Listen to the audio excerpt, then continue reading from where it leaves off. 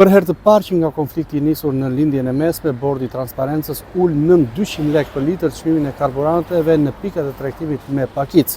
Një çmim i tillë është reflektuar edhe në qytetin e Vlorës, ku në pikat e tregtimit të karburanteve 1 litër naftë shitet me 197 lekë, ndërkohë që 1 litër benzinë shkon në 172 lekë. Duket se këto çmime do të mbeten në fuqi deri në mbledhjen e radhës të Bordit të Transparencës, ndërkohë që tashmë çmimi i naftës ka mësuar dhe një ulje në tregjet ndërkombëtare.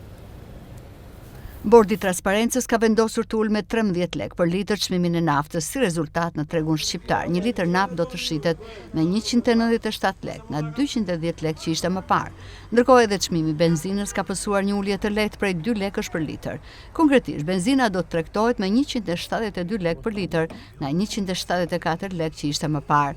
Çmimet e reja kanë hyrë në fuqi këtë të shtunë më 18 prill, duke filluar nga ora 10:30 dhe do të mbeten të vlefshme deri në mbledhjen e ardhshme të Bordit të Transparencës, ku pritet të reflektohen sërish ndryshimet e mundshme të çmimeve në treg. Autoritetet u kanë bërë thirrje të gjithë operatorëve të tregtimit me shumicë dhe pakicë të nën produkteve të naftës që të zbatojnë detyrimisht këtë vendim. Në të kundërt paralajmërohen masa të rrepta ndëshkuese që mund të shkojnë deri në pezullimin e aktivitetit për subjektet që nuk respektojnë çmimet e përcaktuara.